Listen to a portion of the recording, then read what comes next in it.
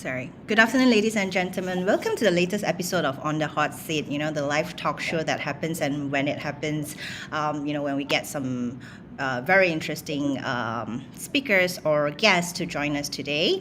So I'm your host, Li Chin. I'm very thrilled today because we will be talking to Rafizi Ramli, who have spoken exactly to us 4 years ago, and so much has happened in that span of 4 years. Let me first bring our guest to the show. Rafizi, welcome. Hi. Hi, It's Lichen. thrilled. Yeah, it's thrilled to see you again. After 4 years, so much has happened. You have taken a break from politics. We had like 3 prime ministers since, and yeah, so much has happened. Like I don't know who is the government. Sometimes we forgot who's the government of the day. Yeah. Yeah. So what have you been up to for the past 4 years? Just for warming up for our audience who have been we have seen you quite often for the past 2 weeks. But yeah, so what have you been up to in that span of 4 years? What's going on when there's no politics in your life? Well, I've been running my startup. So basically, we have about 150 people here, made up of software engineers, data scientists, digital marketers, creative artists, and so on. So we've been developing platforms. We've been doing some data science solutions and a lot of data-driven digital marketing. So the idea is to run a data startup and hopefully reach certain valuations, and maybe 2 to 3 years down the line list the startup overseas. So it's been fun because I was in frontline politics for more than a decade since Yeah. I left my corporate profession. So professionally, there wasn't too much that you could learn in politics, because it's basically a lot of it was diplomacy, a lot of it was an art of maneuvering situations, but there wasn't a so-called specific body of knowledge that you get to learn. So I was also acutely aware that the future is very much digital. So whatever I knew about the economy, about how things work, about the corporate world 10, 15 years ago, most probably will not be applicable anymore in the future. So the world in the future will be run by digital environment, by digital corporations, by startups, by tech corporations. So I wanted to learn all this from scratch myself. So that's why I set up a startup, founded a startup, and run a startup. And it's been really, really great because I've had a steep learning curve, Yeah. working with software engineers and so on. So apart from that, I get a bit more time to focus on myself, to lose weight and get a bit more healthier than before. So it's been a Yeah, wonderful 4 years. Yeah. yeah, I'm really inspired by this fitness regime that you have gotten into, or the result of it. So Yeah. inspired. I'm putting on weight again. I mean, politics is bad for me. So yeah. Yeah, maybe it's the timing and the eating, or or the Yeah, late yeah, nights, yeah. perhaps. Yeah, but yeah, it's good. It's good. I think it's really a good footing to restart again when it comes to politics. So life is good in the past 4 years. Why do you come back? Well, because to a certain extent, I think I don't know about other people. I never see politics as a career, but it's always been some sense of duty and national service. So um, I felt that I should only so-called hit the call if I can make a difference. So that's how I got into politics before, way back when I was in early 20s, because I felt like I wanted to contribute to something that I really believed in. I believe in Yeah. progressive multiracial politics. I really hate when politics dumb you down and make you feel an idiot. know. So in a way, whatever I set out to do and whatever I felt was my contribution to national service was accomplished when Pakatan won 2018. So I wasn't interested about politics anymore after that. I've done my bit. I don't necessarily feel that I was so important and so great that without me politics would be different. I don't have that sense that most politicians feel about themselves. I don't have Yeah. a sense of importance. I mean, I just wanted to go back to do what I wanted to do. But the last 2-3 years have been quite worrying because I wasn't too concerned if we keep having a change of government, so long as it didn't alter the progress of what we have achieved in the last 2-3 decades when it comes to moving the politics towards more progressive, idea-based discourses rather than identity-based, racial-based politics. But I think especially the Johor state election result indicated that if something is not done, we may fall to a situation where the top two coalitions in this country will be racially based, will be Malay-dominated coalitions, and politics will be very much about race, not so much about ideas and solutions to our current problems. And in that situation, when you have a multi-coalitions politics, you have PN, PH, and BN, and if PH does not feature as the alternative or the top two coalitions, voters may end up with a non-option because it's no point to support the third coalition because most probably they will not make any difference politically.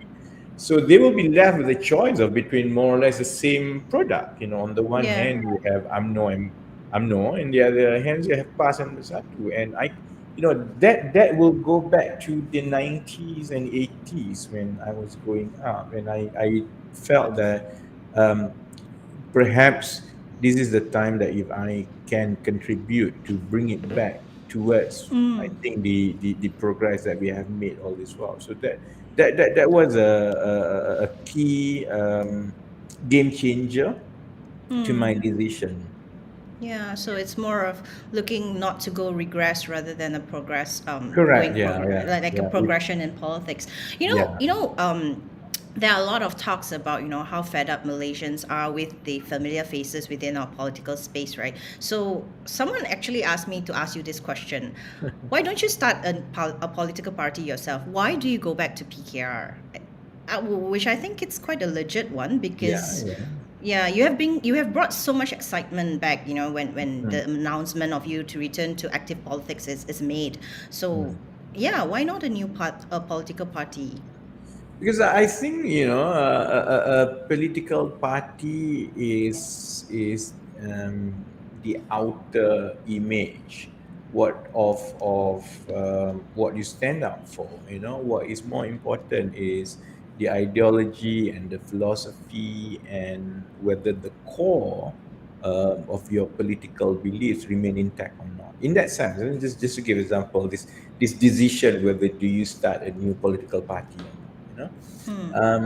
I think if PKR thinks that whatever support it has been getting so far is purely out of its strength, will be delusional as well, because basically all along, ever since the 1950s and 60s, there have always been a group of voters who wanted politics to be a lot more people friendly, a lot more progressive, a lot more inclusive, less race based, and they take different forms from one generation after another.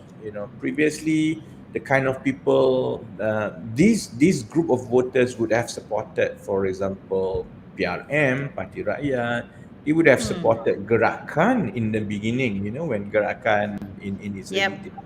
So there had always been a center left voters in this country. They might not call themselves of the left, they might not refer themselves in the political spectrum, but this core group of people would easily form about 30% plus of our voters from time to time. Now, the political party that presents itself takes a different form from one generation to another. And PKR is just another of that form of a long evolution of center-left politics in this country.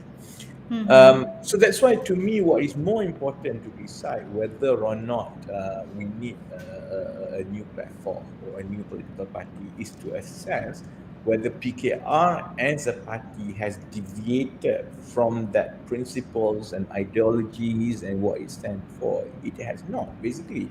It is exactly the same, inclusive, multiracial, progressive parties of the center-left that had stood since 1998.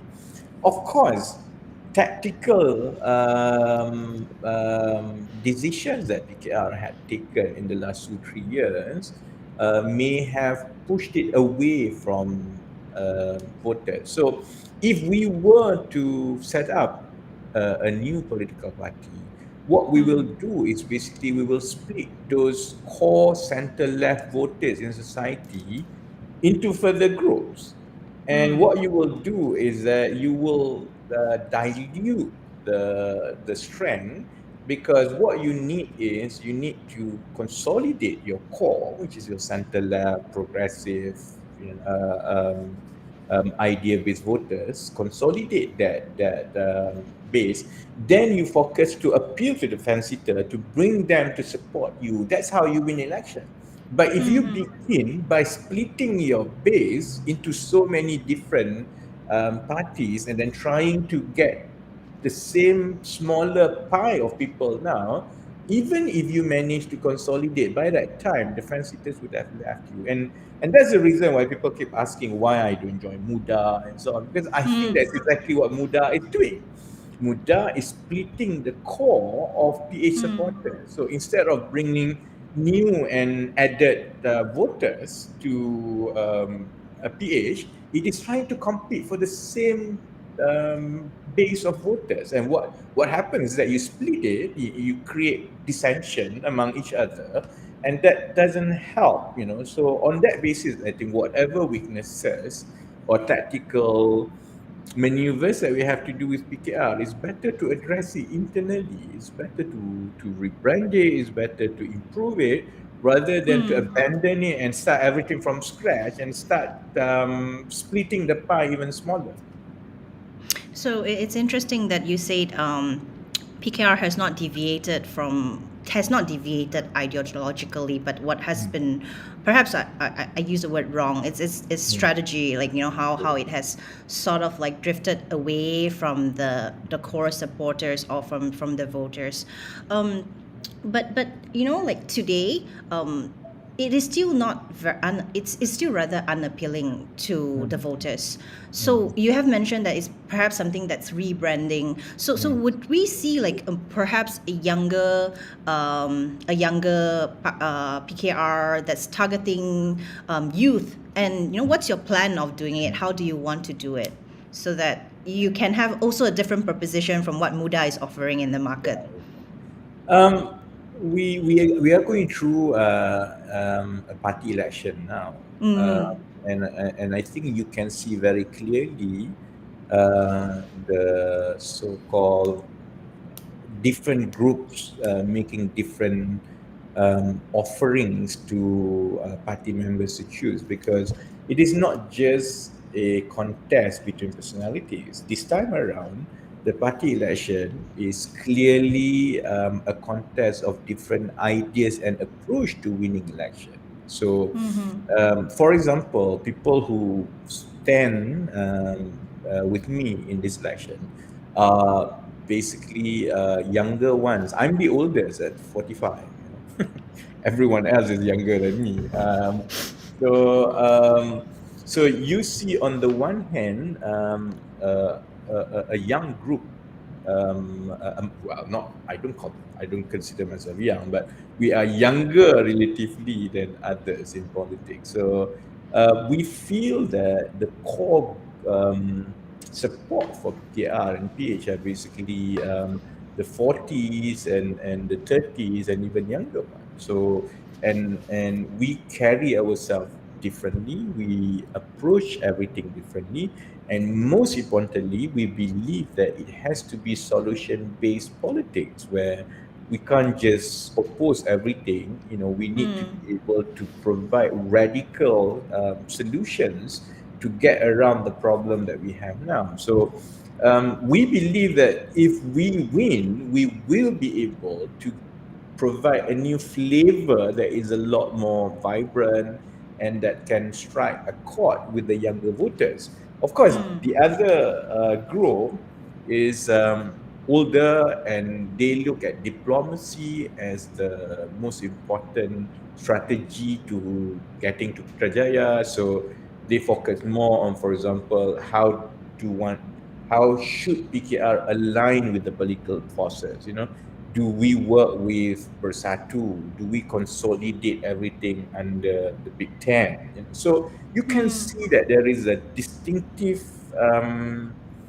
difference between these two, and we hope that party members will take cognizance and understand that if we were to appeal to the younger voters, then most probably we have to take a different approach, not necessarily the approach of the Big Ten, of diplomacy, of continuously promoting the same kind of politics that had put off PKR supporters all this while. So the party election is very crucial for us because it is going to decide how PKR approach the next generation, the next general election and beyond. If we are stuck with the current way of doing things, then most probably, as you say, PKR will continue to lose support, especially among the younger ones.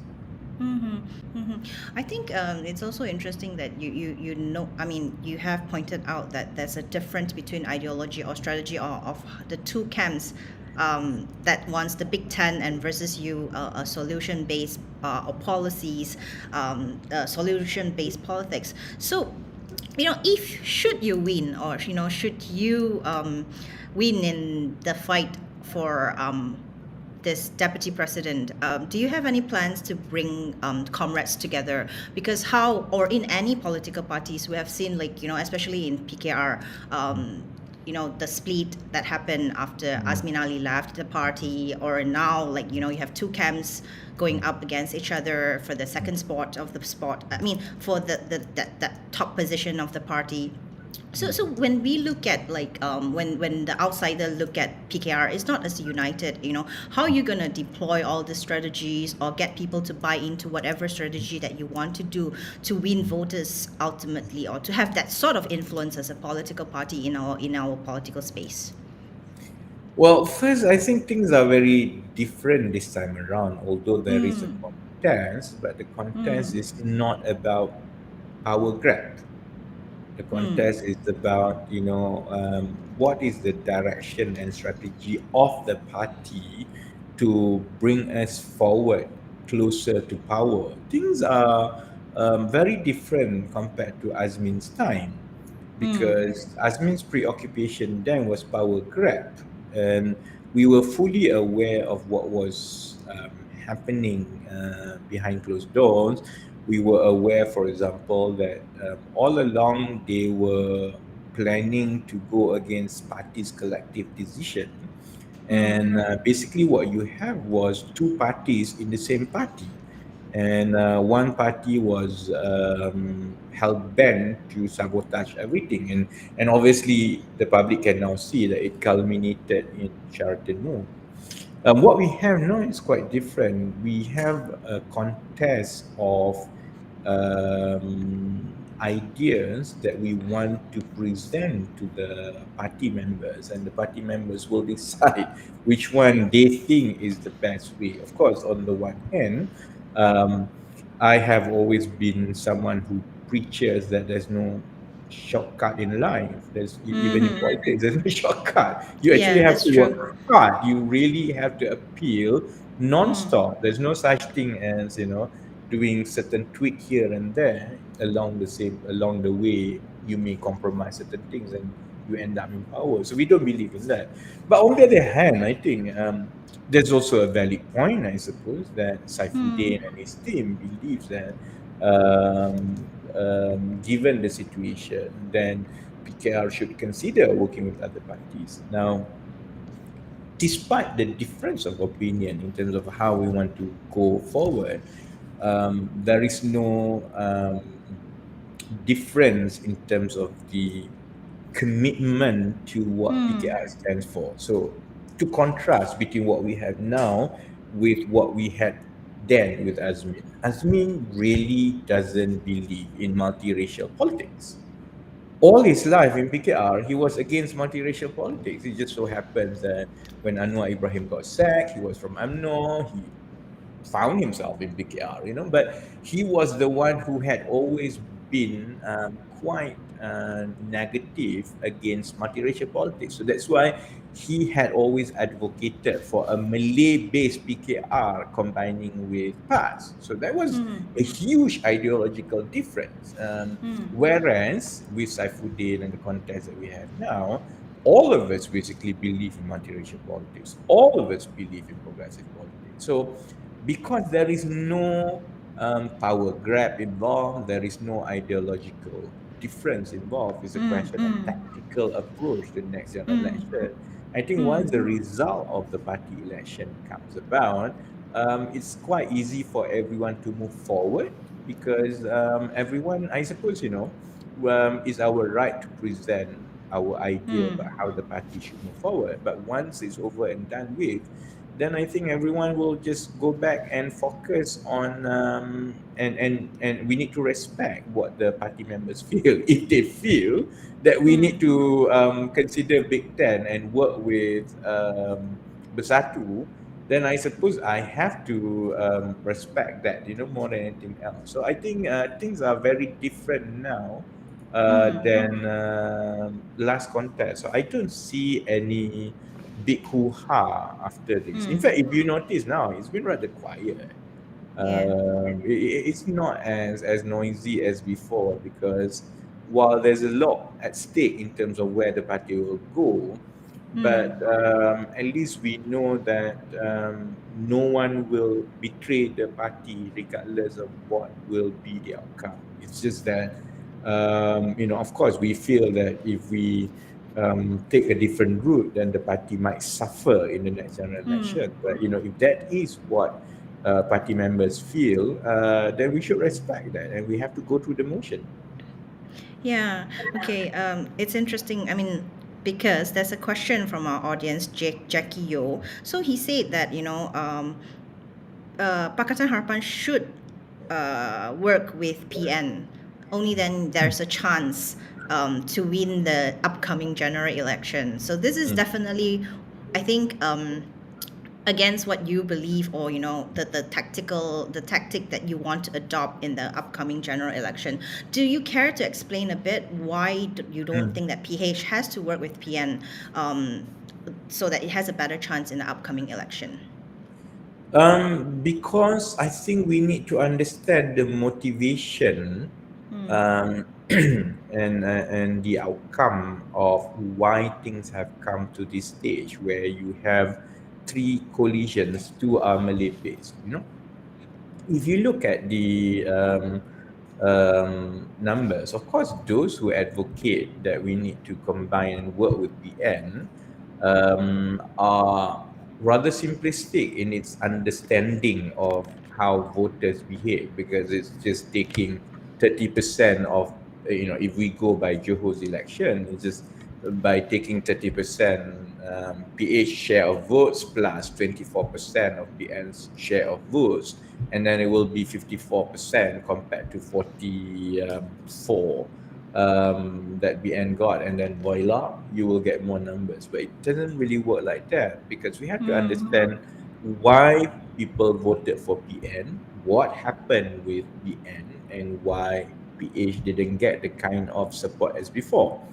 If you look at the trend since the last 2-3 years, one obvious trend was that BN didn't necessarily increase its support by leaps and bounds. It almost more or less stays the same, So that means that nothing much has changed since 2018 in terms of the support for BN from among the voters, which also means that the core BN has relied on UMNO's core support for the last 4 years.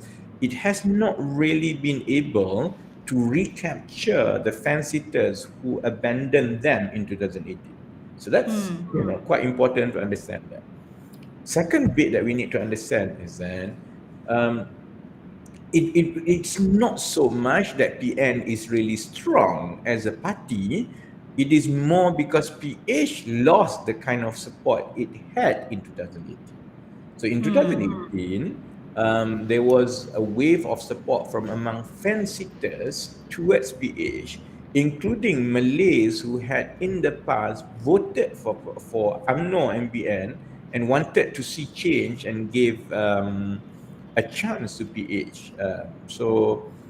But over the years, from 2018 to 2019, throughout the series of by-elections, and then after that we had state election, it was quite obvious that bit by bit, these fan-sitters, especially Malay fan-sitters, had abandoned PH and switched to PN.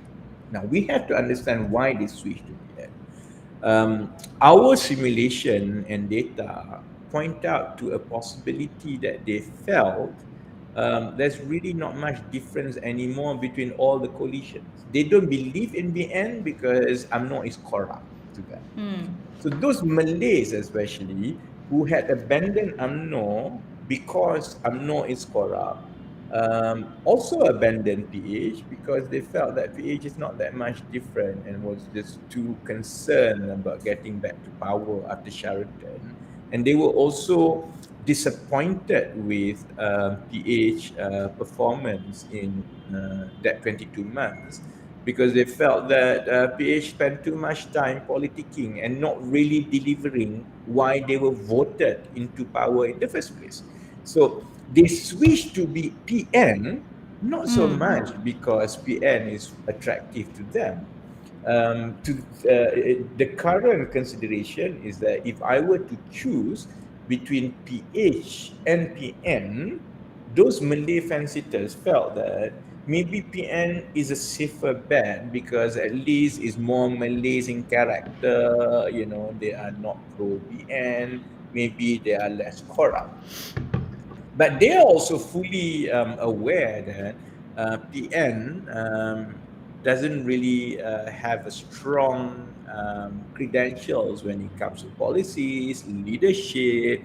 PN depends too much on Tan Sri Muhyiddin. At some point that will, it's not sustainable. They are also aware that PN, especially Bersatu, consists of people from UMNO and also people like Azmin, whom they don't like.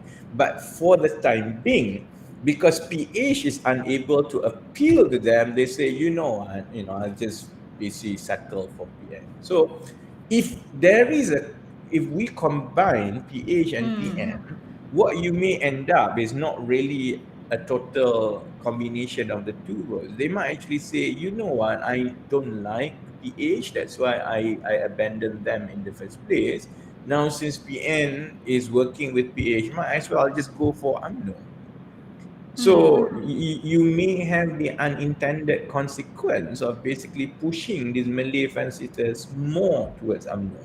And to make matters worse, you also have hardcore PH supporters who cannot stand Bersatu or PAS. The non-Malays who will not be able to make sense that, you should have PAS all this while. PAS betrayed you a few times. You also have Bersatu and Azmin Ali in that group. And now you ask us to forget everything and just go and put these people back in power. So the unintended consequence of that is you may disillusion PH core supporters, so much so that you depress voters turnout even more than what we have now. So it's almost like having a North Pole put together with a North Pole of two magnets. Instead of coming together, it will just push, So if you're not careful, the consequence of that is basically pushing, giving double advantages to UMNO. You might push some Malay towards UMNO more because they feel like I don't like PH, and now PH is working with PN. I will abandon both PN and PH. I will leave with UMNO, although I don't like them. You will depress voters turnout and make PH core supporters more disillusioned. So on that basis, I feel like the best way is to win back these fence-sitters who had abandoned PH and gone for PN. We can win them back. And the reason why they voted for PH in the first place in 2018, that was because they don't like corruption. And secondly, because they wanted solutions, because they feel like, there is a recognition that there's something is wrong with this country, and we need to do something different than what UMNO had been doing all along. So they wanted to give PH a chance, that we may not perform to the best of their expectation, but these people are persuadable if we convince them again that, look, we've learned our lesson, we've done a mistake, but we are still your best bet to bring this country radically different from the path that UMNO or even Bersatu and PAS would bring, because there are more competent people in Pakatan, there are cleverer people in Pakatan. We actually have solutions to the problems that everyone is going through. So that's why we need to focus and bring it back to policy discussion. What people forget was that the run-up to general election 2018 was not solely one MDB, was not purely one MDB. It was a balance between the anger of what corruption through one MDB had inflicted on this country and some policy ideas that we would be able to implement. We were talking about how to make to manage increasing cost of living by coming back to subsidy, making sure that prices are controlled by way of ceiling price for petrol and fuel. We were talking about for PTPTN, for example, is on salary, is back to salary. If you don't earn beyond a certain salary, you shouldn't be paying. We were talking about, I've been campaigning throughout about, we need to move away from reliance on foreign workers. We were talking about we need to focus on salary more than anything else because the salary is depressed. So it was a fair combination of scandals and corruption with an offering about this is what we will be focusing if we get to power. Of course, when we did get to power, the government, PH government, was sidetracked with here and there. We can talk until the cows go home about that. It's water under the bridge now. But that created a disillusionment that eventually pushed away these voters towards PN. What we should do now is to reappeal to them, and I think we may just be able to do it with the right prescription, rather than taking them, simplistically as saying that they will follow PN just like that, and then if we combine PN, and then they will remain with PN and PH. Most probably they would. You're always very good at numbers, right? So I'm just wondering, how many percentage of this PN voters, particularly the Malay voters, that you just have to convince to come back to your solution-based politics to support Pakatan Harapan? The way to estimate out of that 24%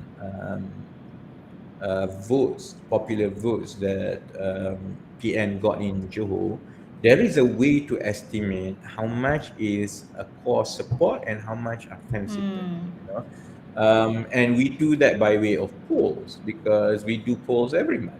we collect data every month just to see, the hardcore support for a particular coalition. In the case of PN, which is Bersatu and PAS, the combined support of Bersatu and PAS nationally has never exceeded 12%. Yep. Of all the population. So when they got 24% of votes in Malacca and Johor, right? That means that 12% of that is actually fan-sitters, people who have voted for PH before, because that's basically their core strength is 12%. So we need to be able to swing about 12% back to PH, and if you take PH current number, which is 30%, and the 30% that PH has now is basically its core support. This is its core support, because basically the fan-sitters has more or less abandoned it, Whatever the fan-sitters number that you have in that 30% is very small, most probably 2 or 3%, So PH is the second strongest coalition in terms of its core support after UMNO and BN. UMNO and BN has always had, especially UMNO, has always had their core support at a certain number. So whatever happens, it stays at that number. PH is second, which is about 25 to 28%, right? So you got about 30% if you take PH, PKR, and MUDA, because it's basically from the same pie. If we are able to swing about 12% from PN back to PH, then we will be able to put us neck and neck with UMNO. And then if we are able to rebrand and focus back on Rakyat rather than going back to Sheraton, going back to Putrajaya, the last 2-3 years, within that 41-42% of UMNO support is also some fan-sitters. We may be able to chip away some 2 or 3% back to PH, and most importantly, we will be able to create excitement again amongst, especially the younger, more urban, more educated voters, that they want to come out, because the other side of the equation for PH is that it's not just a question of support, it's also a question of turnout. The turnout has been really depressed. People were not excited. They feel like it doesn't make any difference. Why should I bother? The rule of thumb is, especially in semi-urban to urban area, the moment turnout rate is 70% and above, it tilts the balance to PH. But the turnout rate has been going down further and further down and further down from, Malacca, Sarawak, and Johor. So that's why we need to create that excitement. And if we were able to appeal directly, you will be able to win not just the fan-sitters, primarily from PN, but also some from BN. But more importantly, we will be able to increase the turnout rate by about 2 or 3%. And that may just work for Pakatan to, just beat BN in the next general election. Not by much, but definitely have a better chance than doing what we are doing now. That is the best case scenario, right? Because you have said that maybe in the upcoming general election the chances is not to go back to Putrajaya, but to win at least 80 seats for Pakatan Harapan, to be a formidable second choice for the voters. So what you have painted just now is really like the best case scenario, that you can increase the turnout and then you can win back 12% of fan-sitter. That's the best case scenario, correct? Yeah, so you see, right? I don't know how you read it, because just now in your equation, when you talk about the co-voters of Pakatan Harapan, and I think and in general we'll think that consists of a lot of Chinese voters. So how do you read these Chinese voters in the upcoming for the upcoming election, and especially after the three state election that we have? How do you read the sentiment of the Chinese voters, and what do you think that there's any especially strategical move among the member parties of Pakatan Harapan that can either maintain this core support, or just prevent them from Yeah. losing to the other side. Some people might seek certain stability or go back to the BN formula. I don't know. What's your take on this? Um, I think we have to accept first and foremost that to be fair to Pakatan, there has not been an evidence that there is a massive swing away from Pakatan to BN or PN. That I think is quite consistent with the numbers, that there has not been a massive swing of Chinese voters away from PH. The biggest issue is basically disillusionment that the Chinese voters, I think throughout the age, from the younger ones all to the senior ones, feel that it doesn't make any difference anymore. I've done my bit for the last 3 elections. We've changed government, and I don't see things really change so much. So might as well just go back to focus on my daily life, my business, and not get involved. So PH biggest problem is actually not MCA or UMNO or Gerakan. It's voters' frustration, voters' apathy. And there can be many reasons for this. Partly, I think PH has been getting the bulk of Chinese support since 2008. It's almost one generation, it's been 15 years. And by the time we go into the next general election, the Chinese has solidly, not just by support, but solidly has been supporting PH, DAP, PKR, Amanah for the last 15 years. If we are not careful, some might feel that they were disappointed. Some might feel that maybe it's better to give a chance to a new player. Some might feel that they want to try something else altogether. So the problem with this for the Chinese voters is this. Most probably the best bet is still Pakatan Harapan. The loudest voice that can fairly represent the minorities in this country is still Pakatan Harapan. If I were a Chinese voter now, what I want ideally is this. I want to make my support count even though I keep giving it to PH. I want to send a signal and beat PH that, yes, I support you, but please don't take us for granted, because we may not switch our support for BN, for MCA or Gerakan, but we will certainly boycott the election.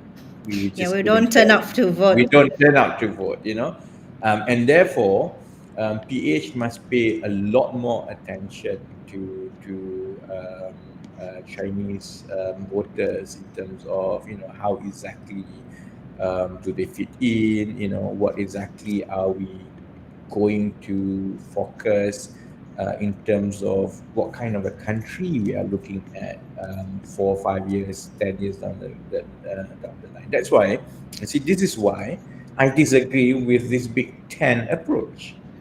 Because this whole Big Ten approach is looking everything from racial grouping from that perspective. Indirectly is so-called accepting that Bersatu will represent Malays. Pejuang or Warisan will represent Malays in different parts of the country. So the preoccupation of PH is saying that, look, don't worry about the Chinese votes. They will always support us. Let's figure out how to get the Malay votes. I actually don't agree with that. I think if you want to appeal, you have to be able to appeal to everyone, including Malay, Chinese, Indian voters, because doing that is almost taking the non-Malay votes for granted. it doesn't matter what they feel about working back with PAS or Bersatu or what is Mahathir. It doesn't matter what Mahathir had said before. So long as we get the Malay votes, we will be able to manage our non-Malay support. I think that is wrong. So that's why it's important to appeal directly to the Chinese voters, and things are changing very fast.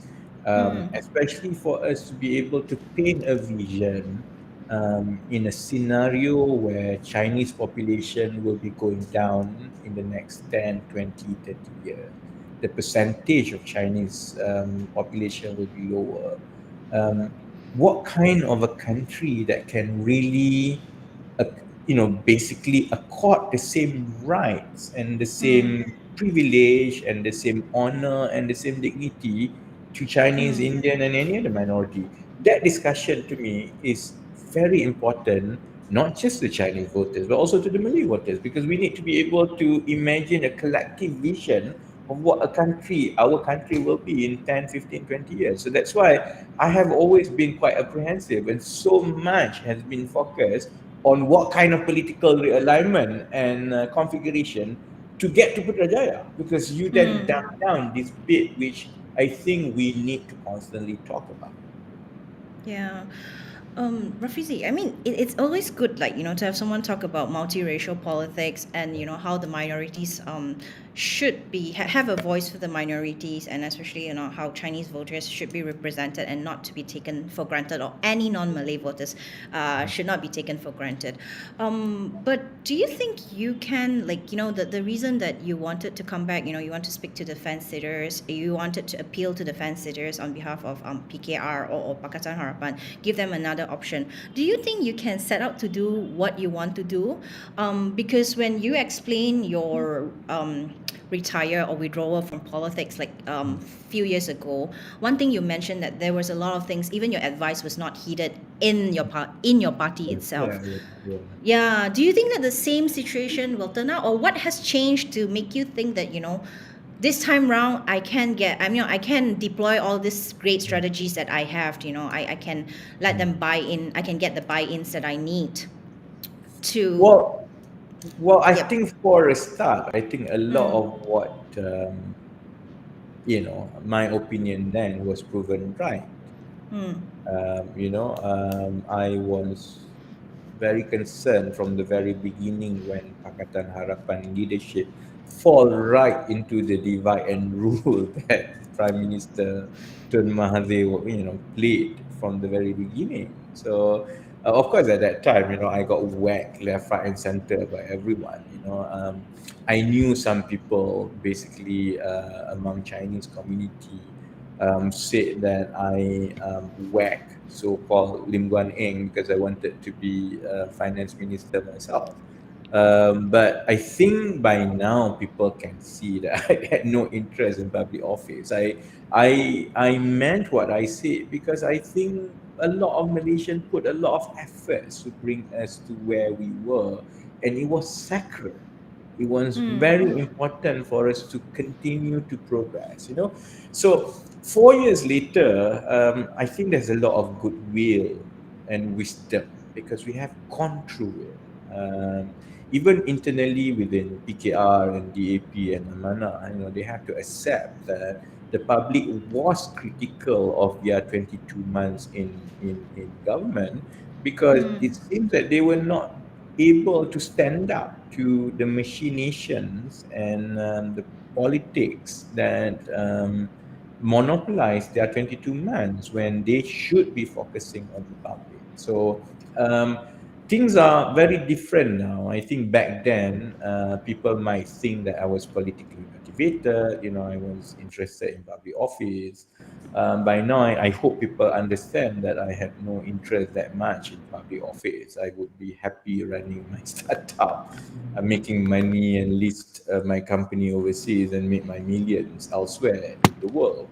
But I think we also share the same sentiment about duty to society and what can we do individually to help society progress. So in that sense, I hope after all the experience in the last 3 to 4 years, I think people will give more benefit of the doubt every time I have a different opinion with the rest of the leadership, so that people can feel that I may be loud and I may be annoying, but usually I have my heart in the right place. And perhaps after what had happened since 2018, perhaps maybe don't brush off some dissenting voice like mine and Nurul Izzah just like that, because it had been proven it was futile, and it came to Pakatan at the Great Court. So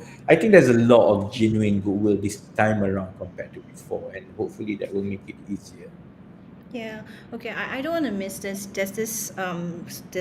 I don't know. It's maybe not spat between you and Dato Sri Najib Razak. That's ongoing yeah.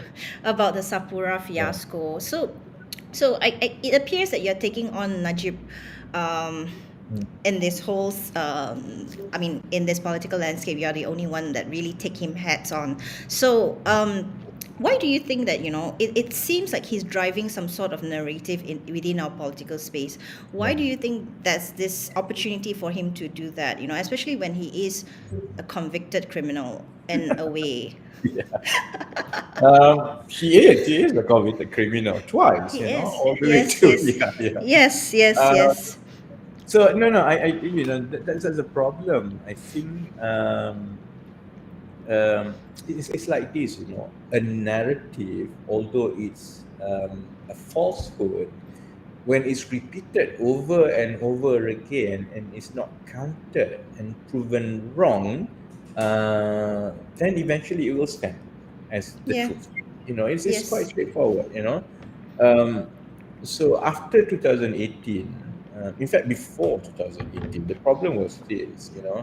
I may be the very few who was very active on social media, who had the kind of social media coverage and also discipline. I had contents every 1 or 2 days. My contents usually goes really viral.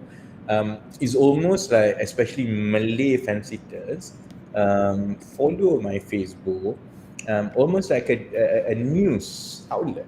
This is because they can't get it anywhere else. So I put a lot of efforts to research and come up with content. So you guys run media, we know how it works. It's all a question of content. The content has to be good, has to be authentic, has to appeal. Now, after 2018, everyone went to government, and I basically retired. And I didn't want to get involved in politics anymore. And I said, what, you guys have the government, go and do your work, and hopefully you'll be able to convince that you're worth the government that was given to you. Unfortunately, I think a lot of our politicians basically hardly had effective communication with the voters in that 22 months. There was highly effective communication by the government. There was highly effective communication by the individual leaders. So much so that Najib then, when he had nothing to rely on, when prior to 2018, he was the butt of social media jokes, he took that vacuum, and UMNO was very demoralized then. He took that vacuum and started creating this falsehood. And to make matters worse was, while PH leaders and PH politicians and MPs were not that aggressive in social media, they also did not stand up to certain things that was unpopular with PH. So Najib took the role as official opposition to voice out the day-to-day things that perhaps people want to hear. And then that continued, after Sheraton moved, Najib continued to whack Muhyiddin, albeit they are in the same government, and now he continues to do the same thing with Ismail Sabri. So over the last 2-3 years, Najib had been able to basically fool a lot of people into believing the falsehood that he has been peddling online. I can understand why most people don't want to pick the fight, because they would be whacked by Najib cyber troopers. And these people are really, really nasty people, okay? So you have to be in that game before to be able to basically, just ignore them, talk to my hands, and then, I don't care what you feel, because I know the kind of people who man all this social media.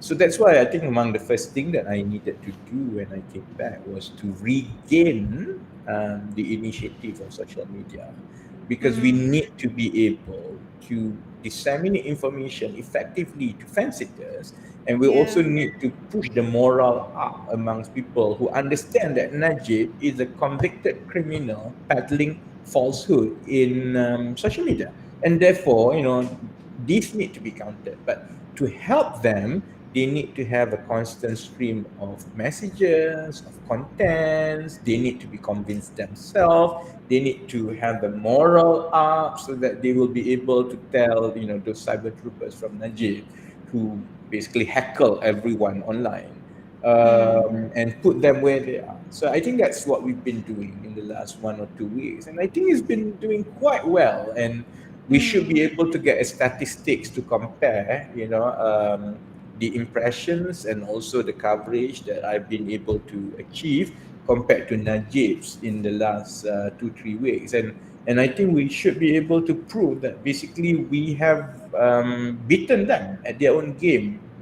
So I think once we get that, hopefully we will get more people to join in the bandwagon and to disseminate information and to beat Najib's falsehood. And if we can do this consistently, it should rebalance the information plane in social media. Okay, cool. I want to give people some hope every time when we're about to end a discussion. But like this, going back to your best case scenario, if PH is to come back, do you think Dato Sri Anwar Ibrahim is the best PM candidate for Pakatan Harapan? Well, it's that is basically A lot of if. No. What I mean is this, as it is now, Dato Sri Anwar Ibrahim is the only candidate for Pakatan Harapan's Prime Minister. So, in the best case scenario, if we do go to Putrajaya, he is the Prime Minister. I don't see any of the parties considering any other candidates, because quite true enough that there is no other candidate that can bring together all the three parties. So but this take of yours is rather intriguing, because there are a lot of calls for Dato Sri Anwar Ibrahim to step down, especially after the 3 state elections, calling for better leadership or more effective leadership. So why do you maintain this stance that you think he can still pull everyone together? I think it's a question of collective decisions of the leadership of the three parties. And I don't think the three parties, including DAP and Amanah, feel that we can create a vacuum this close to general election, then to go and hit hunt for the next person, because whoever is the next person most probably will not be able to gel and command respect equally of the three parties. So you may put anyone, it's you may have this candidate and that candidate, and one party may accept him or her, but the other party may not. So if you were to go into the next general election this close, taking a chance to create a vacuum by trying to put a different prime minister candidate may actually backfire. So I think it's more of that than anything else, because I think the wisdom of the three parties' leadership feel that it is best to maintain order and work with the one undisputable prime minister candidate that can bring everyone together, rather than to try a different configuration and create more mess along the way. Yeah, because I think a lot of people after the 3 state election will think that Pakatan Harapan is rather disintegrated as a political coalition. So you think that these leaders have learned their lessons, and we'll see a much more concrete fight coming from Pakatan Harapan as we move forward? I don't know, because I have always been an outsider. I usually assign myself a certain work, and then I just focus on those work. So before this, I play prominent role in Pakatan Harapan, but I spend a lot of time working on things. So Yes. I don't spend as much time politicking among the leaders. So, but I have not been in touch with any one of them for the last 4 years. So I really don't know how they think. I sure hope they have, listened and taken Come heed to of, senses. and come to senses, because it will be at our own peril if we don't. Because the public has sent a really clear message, and we better listen to that. Yeah, yeah. So like I it has been an hour since we had this discussion has started. Like I like to ask you one last question, right? What do you think is the biggest challenge for Malaysian politics at this juncture to deliver a democratic system or whatever that we aspire to be? Like many people has worked very, very hard for a more progressive country, for a more progressive Malaysia. So what do you think is the biggest challenge at this juncture for us to achieve that, for all that hard work not to go to waste? Wow. You see, it would have been easier if, for example, we just have to manage with,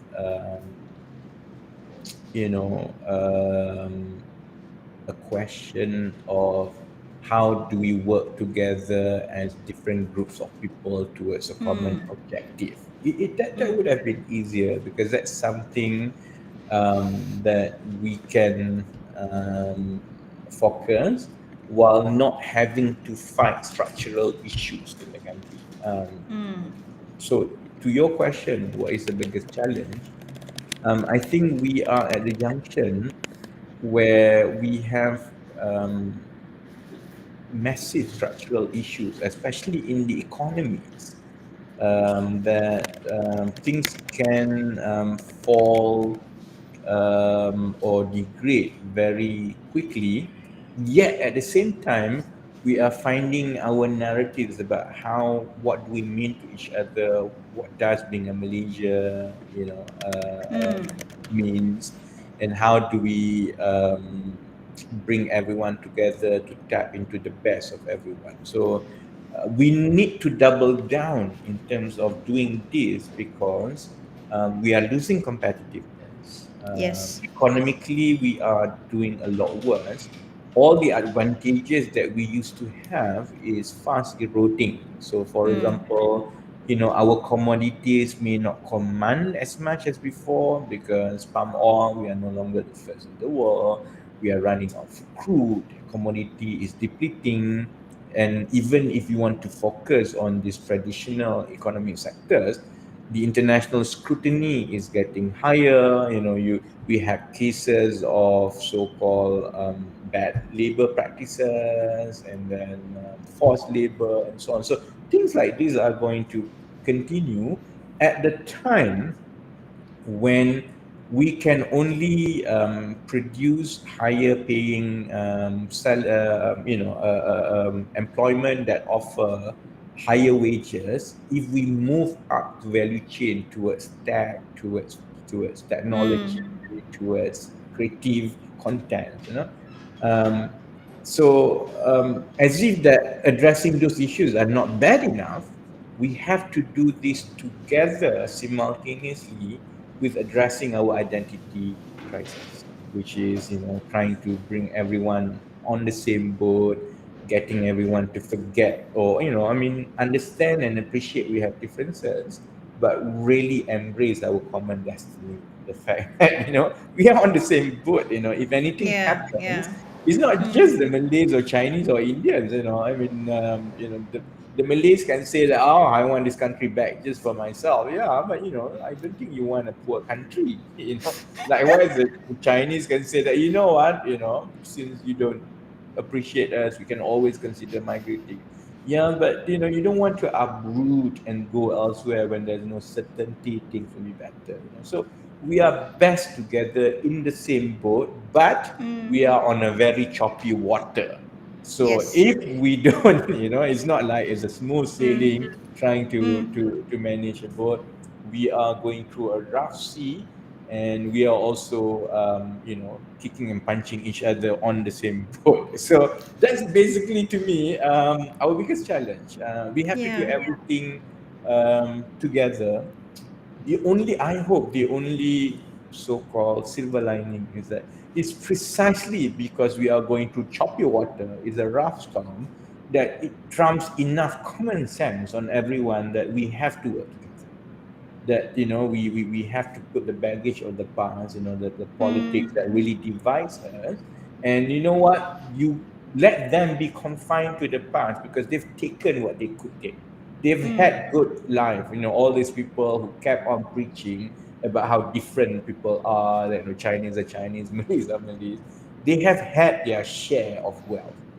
There's not Yes. much left for the future generation. So if the future generation understands, forget about them, focus about how we can, go through this rough sea together. And I think if we tell people enough, and if we convince people enough of that, there will be enough people with common sense who understand that this is the way forward. Then we'll be fine. We need to have faith in fellow Malaysians, huh? Yeah, sure. Yeah. We have no other choice, basically, True, that's true. especially, and some of us are quite educated and quite well off. We have options in life. But most people don't, and they cut across societies, from Malays, Chinese, Indians. So we Yes. have to think about those people because Yeah. I don't think they have choices. You and I perhaps have choices. We can always decide to do something else. And I think it's Yeah. on that basis. I think so long as we have faith in each other and think of those who may not have as much choices as we do, then I think hopefully we can work together. Okay, I think this is some sort of positivity towards the end of this discussion. Thank you so much, Rafizi, for your time. It has been good talking to you again. All the best in whatever you set out to do.